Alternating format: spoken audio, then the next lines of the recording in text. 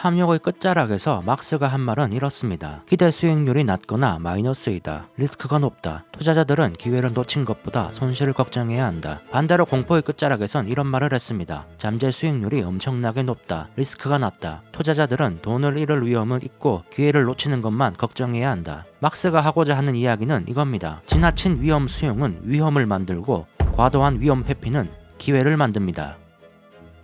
남들보다 나은 성과를 올리려면 어떻게 해야 할까? 대다수 사람들의 예측과는 다르면서도 올바른 예측을 해야 합니다. 즉, 두 가지 조건이 동시에 갖춰져야 합니다. 먼저 대부분의 사람이 한 예측이 틀려야 하며 맞은 소수의 예측 가운데 나의 예측이 맞아야 탁월한 성과를 올릴 수 있습니다. 이것은 매우 어렵다고 막스는 말합니다. 막스 자신을 포함해서 말이죠. 그렇다면 막스의 비결은 무엇일까요? 하워드 막스는 자신의 성공 비결을 사이클에 대한 이해가 약간 더 높았던 탓이라고 말합니다. 사이클에 대한 지식이 약간만 있어도 됩니다. 대부분의 투자자는 관심조차 기울이지 않기 때문이죠. 먼저 막스는 투자란 미래에 일어날 일에 대비해 현재 포트폴리오를 포지셔닝하는 것이라고 말합니다. 하지만 미래는 알 수 없습니다. 이 점은 분명하게 하고 가야 합니다. 미래에 대한 의견을 가질 수는 있지만 절대로 안다고 확신해서는 안 됩니다. 미래를 알 수 없으니 사이클을 공부하는 겁니다. 사이클은 가운데 선을 중심으로 진동합니다. 사이클의 가운데 선은 일반적으로 장기 추세, 기준, 평균, 보통, 중도로 간주되며 옳고 적절하다고 여겨집니다. 반면 사이클의 극단은 되돌아가야 할 비정상적인 것 또는 과도한 지점으로 생각되며 대개의 경우 진짜 그렇죠. 사이클의 고점 또는 저점에서 중간을 향해 되돌아가는 것은 매우 합리적인 움직임입니다. 이런 움직임, 평균으로 돌아가는 움직임은 매우 합리적인 움직임이지만 그 평균에 머무르는 기간은 많지 않습니다. 시계추를 생각해보세요. 시계추의 움직임을 가장 잘 설명하는 평균은 시계추의 중간입니다. 그러나 그곳에 머무는 기간은 아주 짧습니다. 투자, 경기의 사이클도 같습니다. 과도한 저점이나 과도한 고점은 비정상적인 것으로 여겨지고 장기 추세, 평균 가격은 아주 합리적인 가격으로 인식하지만 주가도 그렇고 경기도 평균에 머무르는 기간은 짧습니다. 주가는 언제나 되게 비싸거나 쌌습니다. 다시 시계추를 봅시다. 중간을 지나 오른쪽으로 지나는 추를 보세요. 오른쪽으로 움직이는 시계추의 힘은 어디서 만들어진 걸까요? 바로 추가 왼쪽으로 향할 때 만들어진 겁니다. 그리고 왼쪽으로 움직이는 힘은 추가 오른쪽으로 움직일 때 만들어진 것이죠. 즉, 투자 사이클의 저점으로 향하는 그 힘은 이전 사이클의 고점으로 향하는 움직임에서 만들어진 겁니다. 그리고 저점으로 향하는 그 움직임은 그 자체로 다음 사이클을 만들어내는 에너지를 축적합니다. 사이클이 어느 한 극단을 향해 움직이면 에너지가 생기고 저장됩니다. 그러다 더 멀리 가기 어려워지면 저장되었던 에너지가 반대 극단으로 가는데 쓰이게 되죠. 이 힘은 멈추지 않습니다. 계속 이어지죠. 정리하자면 이렇습니다. 지금의 원인은 과거이며 과거의 결과가 지금입니다. 그리고 지금은 미래의 원인이 됩니다. 사이클은 단순히 나열된 것이 아닙니다. 서로 얽혀 있습니다. 이제 이런 사이클의 움직임이 뭘 의미하는지 보겠습니다. 이해를 위해 2007년에서 2008년 사이의 사이클을 사례로 들어보죠. 2007년 주택 가격은 급등하고 있었지만 정부는 주택 구매를 부추겼고 눈먼 대출 기관들은 연일 대출 기준을 낮췄습니다. 미디어들은 연일 리스크가 없다는 기사를 내보냈었죠. 그 결과 능력이 없는 사람까지 주택을 살 수 있었죠. 이 과정은 아무런 의심도 없이 이루어졌습니다. 이 현상을 한 문장으로 요약하면 이렇습니다. 위험 회피 성향이 과도하게 부족해졌다.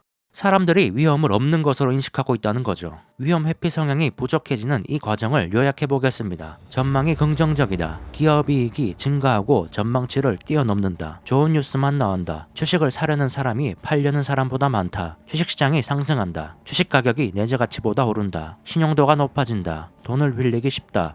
채무 불이행이 거의 없다. 모두가 상황이 영원히 좋을 것이라 생각한다. 투자자들은 손실 가능성은 무시하고 기회를 놓치는 것만 걱정한다. 가격은 신고점에 도달한다. 미디어들은 신고가를 축하한다. 주식 보유자는 자신의 똑똑함에 감탄한다. 방관자들은 후회하며 항복하고 매수에 동참한다. 기대 수익률이 낮거나 마이너스이다. 리스크가 높다. 투자자들은 기회를 놓친 것보다 손실을 걱정해야 한다. 여기서 마지막 단계에 주목해야 합니다. 최대로 완화된 신용 가용성, 최고 수준의 가격, 최소 잠재 수익률, 최대 리스크는 동시에 이루어지며 대개 매수의 마지막에 발생한다는 겁니다. 이때 투자자들은 기회를 놓치는 것보다 손실을 걱정해야 합니다. 이 순간이 바로 사이클의 고점입니다. 사이클의 고점으로 향하는 움직임은 그 자체로 반대로 움직일 힘을 축적하고 있는 중입니다. 이제 시계추가 반대로 움직일 시간입니다. 시계추는 평균을 향해 돌아가지만 앞서 말했다시피 시계추가 중간에 머무르지 않듯이 심리 사이클도 투자자들은 가운데 머무르지 않았습니다. 다시 2008년으로 가보죠. 지나친 위험 수용은 무모한 것으로 드러났습니다. 대규모 대출이 부도났고 주택 압류가 이루어졌고 채권 등급이 하락하고 채무 불이행이 속출했습니다. 주택 가격은 붕괴했고 주식과 회사채 시장도 무너졌습니다. 신용시장은 말랐고 은행은 파산하거나 구제금융을 받았습니다. 이 현상을 말하자면 위험 회피 성향이 지나쳤다입니다. 이런 현상들은 한마디로 투자자들을 아주 겁먹게 했습니다. 위험 회피 성향이 과해지는 과정을 보죠. 경제 성장이 둔화된다. 전망이 부정적이다. 기업 이익이 감소한다. 나쁜 뉴스가 나온다. 주식시장이 하락한다. 주식을 팔려는 사람이 사려는 사람보다 많다. 주식 가격이 내재 가치보다 낮아진다. 신용시장이 경색되고 채무 불이행이 급증한다. 모두 상황이 영원히 안 좋아질 것으로 생각한다. 투자자들은 기회를 놓칠 가능성은 무시하고 손실만 걱정한다. 시장이 신저점에 도달한다. 투자자들은 침체되고 공황에 빠진다.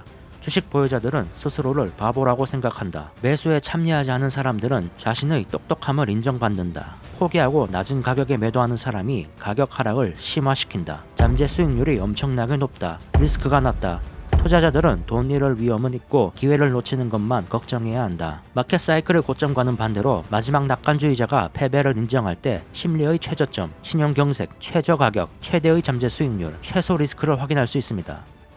위험 회피 성향이 과도하게 부족했다가 과도하게 많아지는 한 사이클을 봤습니다. 2007년에서 2008년으로 이어지는 이 과정들을 한 문장으로 말해보겠습니다. 사람들은 탐욕스러웠다가 공포에 빠졌다. 탐욕과 공포는 사이클의 고점과 저점에서 보이는 가장 명백한 특징입니다. 비슷한 다른 단어로 말해보겠습니다. 사람들은 도취감에 빠졌다가 침체감에 빠졌다. 사람들은 낙관론에 빠졌다가 비관론에 빠졌다. 탐욕의 끝자락에서 막스가 한 말은 이렇습니다. 기대 수익률이 낮거나 마이너스이다. 리스크가 높다. 투자자들은 기회를 놓치는 것보다 손실을 걱정해야 한다. 반대로 공포의 끝자락에선 이런 말을 했습니다. 잠재 수익률이 엄청나게 높다. 리스크가 낮다. 투자자들은 돈 잃을 위험은 있고 기회를 놓치는 것만 걱정해야 한다. 막스가 하고자 하는 이야기는 이겁니다. 지나친 위험 수용은 위험을 만들고 과도한 위험 회피는 기회를 만듭니다. 이것은 가장 신중해야 할 때는 기꺼이 매수하고 가장 공격적이어야 할 때 매수를 꺼린다는 뜻이기도 하죠. 뛰어난 투자자들은 바로 이런 사실을 알고 대중과 반대로 행동하려고 노력해야 합니다. 명심하시길 바랍니다. 훌륭한 투자는 단지 좋은 자산을 매수하는 것뿐만 아니라 거래 조건이 좋을 때, 자산 가격이 낮을 때, 잠재 수익률이 높을 때, 리스크가 적을 때 이루어집니다. 이런 투자는 사이클이 위축되어 있을 때 이루어지기 쉽습니다. 반대로 투자 리스크가 가장 많을 때는 언제일까요? 투자 리스크는 사람을 도취시키는 투자 환경으로 인해 자산 가격이 과도하게 높아졌을 때 발생합니다. 그러면 언제 이 가격에 도달할까요? 시장의 위험 회피와 경계심이 사라지고 위험 수용과 낙관주의가 시장을 지배할 때입니다. 이런 상태가 투자자들의 가장 큰 적입니다. 현명한 사람이 처음에 하는 일을 바보는 마지막에 한다. 막스는 이 문장이 최고의 투자 지혜이며 사이클의 중요성을 담은 놀라운 정수라고 말합니다. 이런 막스의 사이클 법칙을 현실 투자에 적용하려고 하면 애매할 때가 많을 겁니다. 하지만 우리는 세밀한 구분을 할 필요가 없습니다. 여러분은 미친 것처럼 과도한 행동이 나타났을 때 그것을 알아보기만 하면 됩니다. 미지근한 물은 판단하기 힘들지만 아주 차갑거나 아주 뜨거운 물은 금방 또 누구나 분별 가능한 것처럼 말이죠. 물에 손을 담궈 보십시오. 뜨거운가요? 차가운가요? 주변을 둘러보십시오. 사람들은 탐욕적인가요? 아니면 공포감에 빠져 있나요? 사람들은 비관적인가요? 낙관적인가요? 막스는 투자에 대한 생각에서 이렇게 조언했습니다. 주위를 둘러보고 스스로에게 물어보라. 투자자들이 낙관적인가 비관적인가? 미디어에 나오는 전문가들이 시장에 뛰어들라고 하는가 피하라고 하는가? 증권 상품과 펀드 개설은 부자가 될 기회로 여겨지는가? 잠재적 위험으로 인식되는가? 신용 사이클이 자본을 이용하기 쉽게 만드는가? 불가능하게 하는가? 역사적으로 볼 때 주가 수익 비율이 높은가 낮은가? 매일 이런 과정을 해야 하는 것은 아니지만 시장 상황이 매우 중요한 극단에서는 이렇게 행동해야 한다. 영상을 마치기 전에 한 가지를 더 논의해 보고자 합니다. 실제로 매수와 매도를 어떻게 할 것인가에 관한 문제입니다. 여기에 대한 대답은 사이클 법칙에서 찾을 수 있습니다. 이제 우리는 사이클의 바닥에서, 즉 공포와 비관론, 침체감이 만연할 때 매수해야 한다는 사실을 잘 알고 있습니다. 문제는 이겁니다. 추세가 하락세이고 그것이 언제 끝날지 알 수 없는데 바닥에 도달했다는 것을 확신하기도 전에 왜 매수해야 하는가 하는 거죠. 하지만 막스와 오크트리는 바닥을 기다려서 매수를 시작한다는 생각에 매우 반대한다고 합니다. 그 이유는 먼저 어디가 바닥인지 알 수 있는 방법이 전혀 없다는 점입니다. 그리고 대량으로 매수를 하기 위해선 대량의 매도가 나오는 하락 기간에 매수해야 합니다. 따라서 매수를 위해 바닥을 기다리는 것은 어리석은 행동입니다. 그렇다면 언제 사야 할까요? 막스의 답은 간단합니다. 가격이 내재 가치보다 낮을 때죠. 가격이 계속 떨어진다면 어떻게 해야 하나? 막스는 더 사라고 합니다. 왜냐면 지금이 훨씬 싼 가격이기 때문이죠. 이런 성공을 위해서 필요한 것은 내재 가치를 평가할 줄 알아야 하며 인내에 필요한 용기입니다. 떨어지면 더 사라니 무책임하다고 생각할 수도 있을 겁니다. 다시 잠깐 2008년으로 돌아가 봅시다. 만약 제가 2008년에 100달러를 미국 시장에 투자했다면 그 해에 29% 손해를 보고 71달러만 남았더라도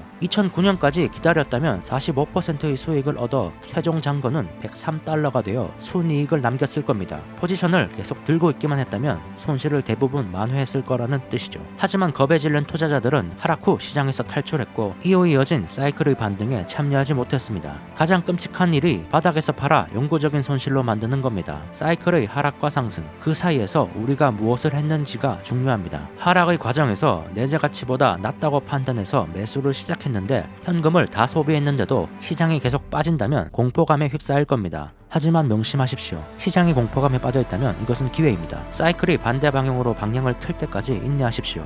마크 트웨이는 이런 말을 했다고 합니다. 역사는 그대로 반복되지 않지만 그 흐름은 반복된다. 극단을 향해 나아가는 사람들의 움직임은 절대 멈추지 않을 겁니다. 그리고 이런 움직임은 조정되어야 하기 때문에 사이클의 발생도 결코 끝나지 않을 겁니다. 경제와 시장은 과거에 한 번도 일직선으로 움직인 적이 없었고 앞으로도 그럴 겁니다. 그리고 이런 사실은 사이클을 이해할 수 있는 능력을 가진 투자자들이 더 많은 이익을 낼 수 있다는 의미입니다.